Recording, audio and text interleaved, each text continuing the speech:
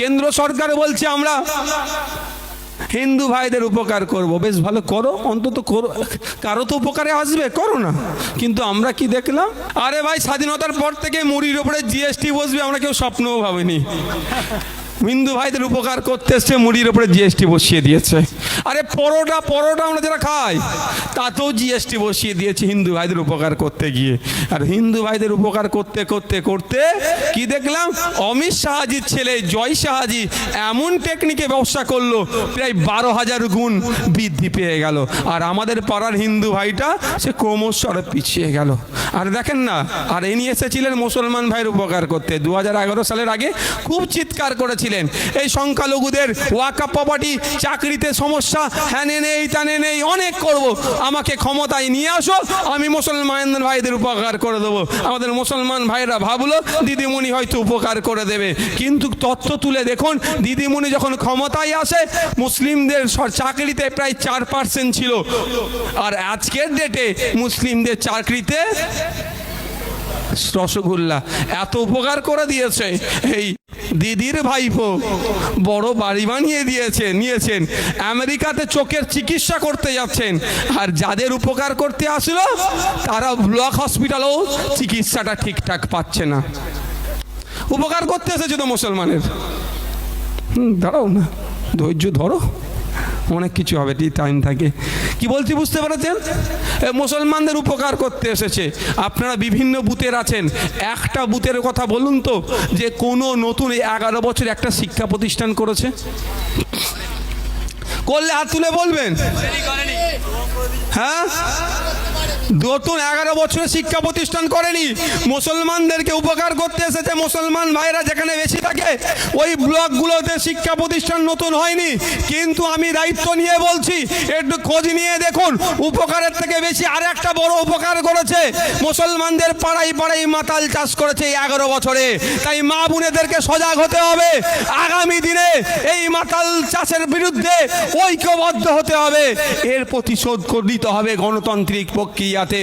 এই যে এরা কি চাইছে, যে মাতাল হয়ে যাও, 20 টাকার পাউচ মায়ের হাতে 500 দিচ্ছে, আর মায়ের ছেলেটাকে যাতে 20 টাকার মদের পাউচ পাওয়া যায় সে বাড়িতে ব্যবস্থা করে দিচ্ছে। ছেলের হাতে তো কাজ নাই, ও যখন নেশাগ্রস্ত হয়ে যাবে, ফুল পাড় মাতাল হয়ে যাবে, ওকে তো খেতে হবে, তখন কি করবে? ও জানে আমার মায়ের 500 ঢুকছে, আমার মায়ের 1000 ঢুকছে, তাহলে বা আমার স্ত্রীর 1000 ঢুকছে বা 500 ঢুকছে, তাহলে আক্রমণ চালাও স্ত্রীর সাথে। স্বামী স্ত্রীতে কি হবে? মা বেটাই কি হবে? বাড়িতে অশান্তি। কলমে ঢুকিয়ে দিল এই লক্ষ্মী ভাণ্ডারের নামে, আর দুয়ারে কি 20 টাকার পাউচের নামে।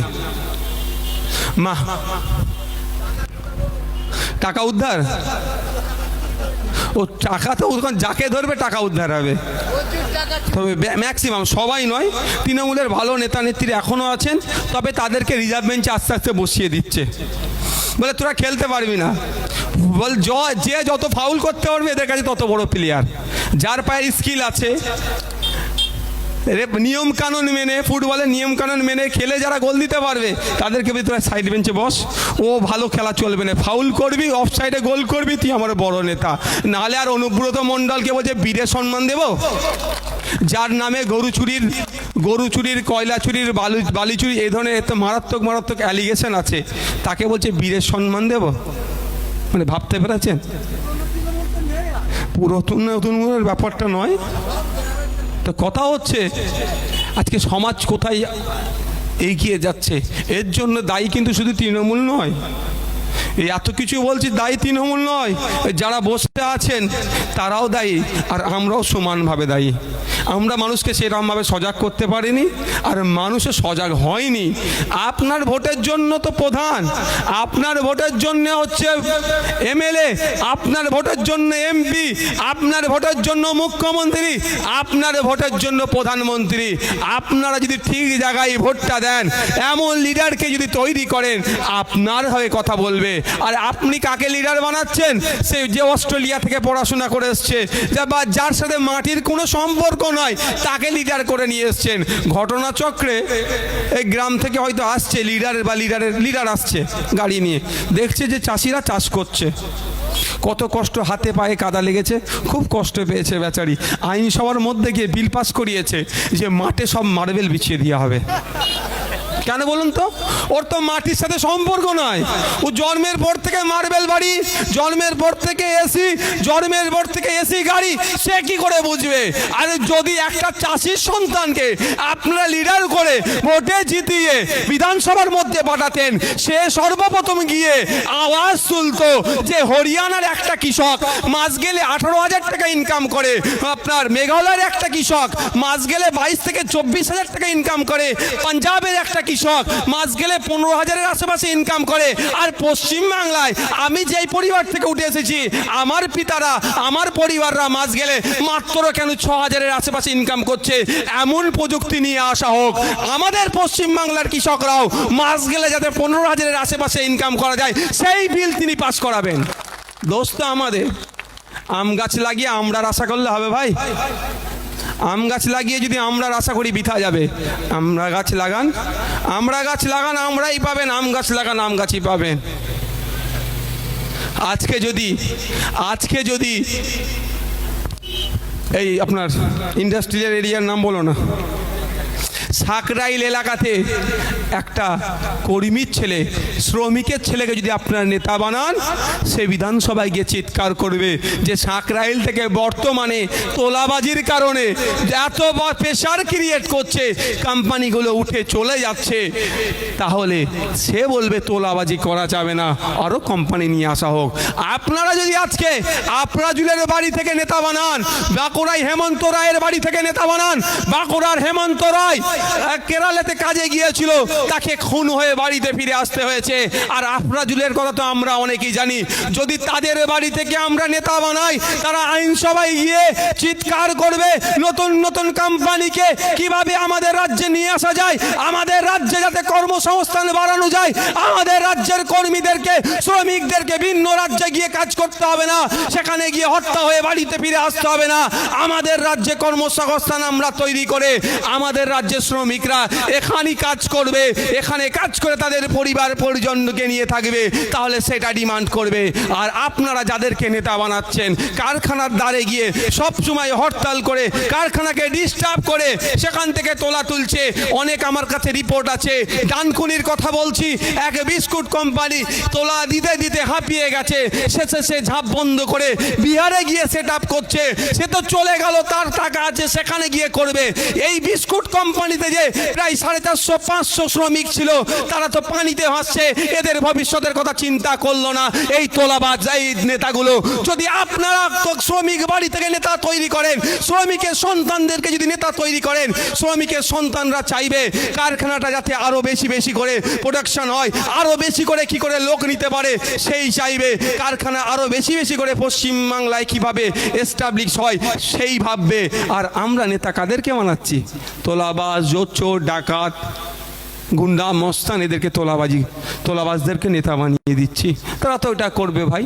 তাই আপনাদের কাছে অনুরোধ করব, সময় এসেছে ভাই, একটা গাড়ি যাওয়ার জন্য রাস্তাটা একটু ফাঁকা রাখবে, হ্যাঁ, একটা গাড়ি যেন ঠিকঠাক যায়। আর পুলিশ বন্ধুরা আছে, ওরা যেরকম বলছে তাদের সাথে কোঅপারেট করবেন আপনারা। তো আমরা কাদেরকে নেতা বানাচ্ছি একটু ভাবা দরকার। এখন গরম দিচ্ছে অনেকে, হ্যাঁ করে নেবো, তেন করে ধ্যান করবো, ঠিক কথা, একটু মাথায় রাখবেন। আজকে সকালের ঘটনা আপনারা শুনেছেন, নেপালে একটা বিমান দুর্ঘটনা হয়েছে। 72 জন ছিল, 68 জন প্যাসেঞ্জার আর 4 জন পাইলট যারা ক্রু যারা ছিল মিলে 4 জন, 72 জনই মারা গিয়েছে। আর সব থেকে ভয়ঙ্কর কথা কি জানেন? মাত্র 10 সেকেন্ড বাকি ছিল ল্যান্ড করতে, মাত্র 10 সেকেন্ড বাকি ছিল, ল্যান্ড করলে হয়তো এত বড় দুর্ঘটনা ঘটতো না। এই মাত্র 10 সেকেন্ডের আগে পরে 72টা জীবন চলে গেল। তাহলে আপনি আমি একটু ভাবি, কাকে গরম মারছি, কার বাড়ি ভাঙচুর করছি, কার নামে মিথ্যা কেস দিচ্ছি।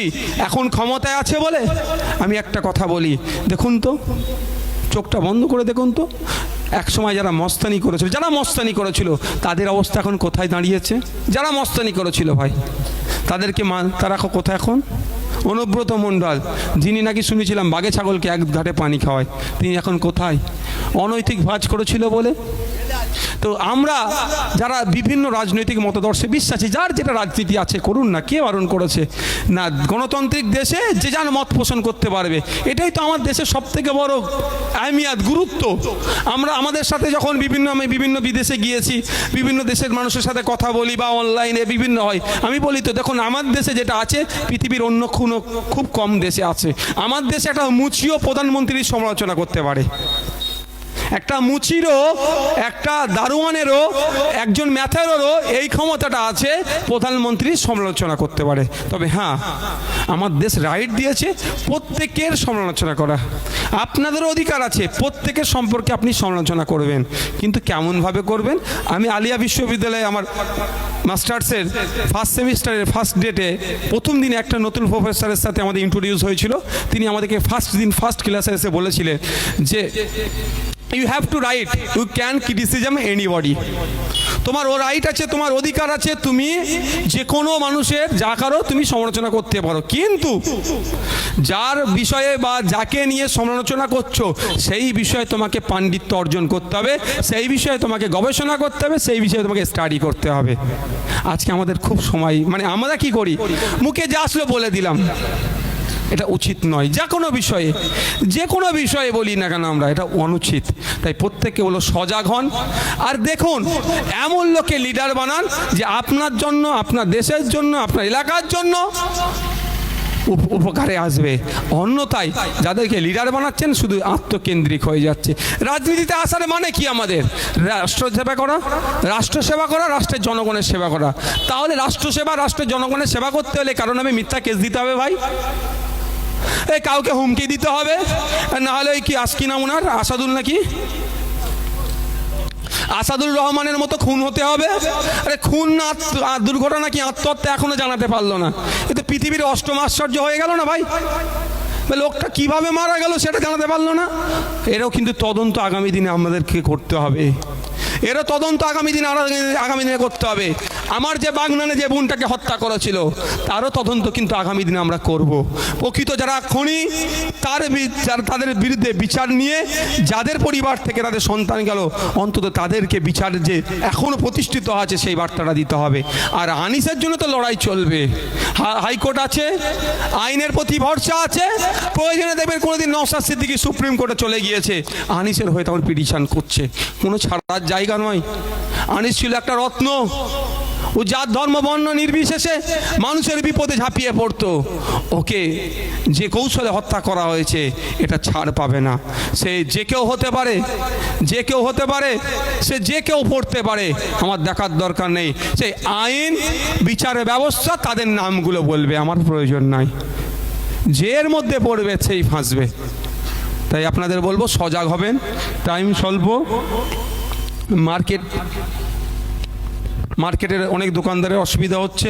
তবে আমি একটা দায়িত্ব নিয়ে দোকানদার বন্ধুদেরকে বলি, প্রথমে ক্ষমা চেয়ে নিচ্ছি। দ্বিতীয় কথা বলি দোকানদার বন্ধুদের, হয়তো কিছু সময় আপনাদের ব্যবসায় সমস্যা হলো, কিন্তু এটা দায়িত্ব নিয়ে আমি বলতে পারবো আগামী কোনো দিনে যদি আমরা এলাকায় গণতান্ত্রিক প্রক্রিয়ায় ক্ষমতায় আছি, যে আমার কাট আউট লাগানোর জন্য আপনার কাছে 5,000 এসে ডিমান্ড করবে, সেই জায়গা আমি রাখবো না।